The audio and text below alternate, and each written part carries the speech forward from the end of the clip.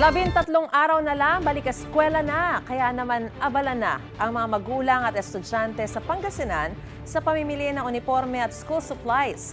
Kumustahin natin ang bentahan niyan live mula sa Dagupan City. May unang balita si CJ Torida ng GMA Regional TV. CJ, magandang umaga. Maris, kanya-kanyang diskarte ang mga magulang upang pagkasyahin ang kanilang budget sa pagbili ng school supplies para sa kanilang mga anak. May tipid tips naman ng DTI para sa mga magulang. 2 linggo bago ang pasukan, marami na ang bumibili ng mga gamit pang-eskwela. Tulad ni Nanay Leia na maagang bumili ng gamit ng kanyang anak na papasok sa grade 10 sa Mangaldan National High School. 9 na kwaderno ang kanyang binili. Sunod na lang daw niya ang bag na hinihingi pa ng kanyang anak. Bakit ang agad yung bumili ng Para hindi na po magastos yung pera po.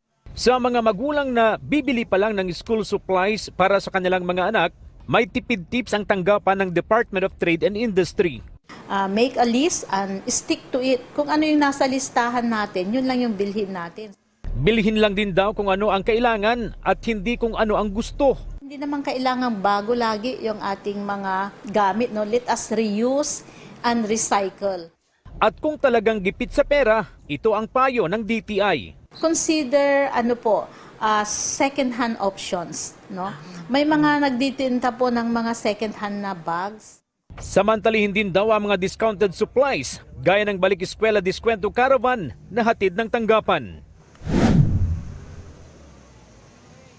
Sa downtown area sa Iloilo City, unti-unti nang dumarami ang mga nagnenegosyo ng school uniforms ng iba't ibang eskwelahan. Pero makikitang iilan pa lang ang naglilibot para bumili ng ilang gamit pang eskwela. Ang media subong bakal gid, ang uniform hindi pagawa. 100 pesos pataas ang presyo ng pang-ibabaw na uniformeng pambabae. Ang palda naman nasa 250 pesos. Ang pantalon na panlalaki nasa 100 pesos pataas, 50 hanggang 70 pesos ang sando, habang ang 3 pares ng medyas ay mabibili sa halagang 50 pesos. Ang ilang magulang at estudyante, nagka-canvas na rin ng school supplies. Para hindi na kami magbulayan, magnita kung diyan ang mas barato, something, kung diyan ang hapos lang sa bulsa. Notebook, papel. Base sa price guide na inilabas ng Department of Trade and Industry, 29 sa 195 stock keeping units ang nakita ng pagbaba sa presyo na nasa 1 peso hanggang 10 pesos. Nasa 5 hanggang 10 pesos ang ibinaba sa presyo ng notebooks.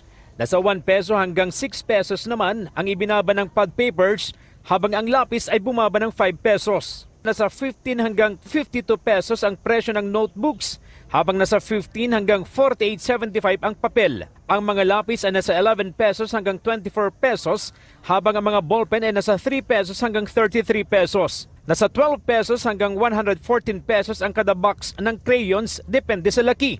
Ang sharpeners ay nasa 15 pesos hanggang 69 pesos, habang ang rulers ay nasa 16 pesos hanggang 39 pesos. Ang erasers ay mabibili ng 450 hanggang 20 pesos, depende sa laki.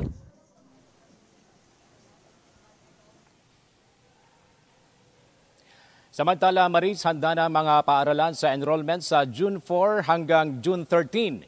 Nakadagda naman ang Brigada Eskwela 2025 sa June 9 hanggang June 13 bago ang pasukan sa June 16. Balik sa iyo, Maris. Maraming salamat, CJ Torida ng GMA Regional TV.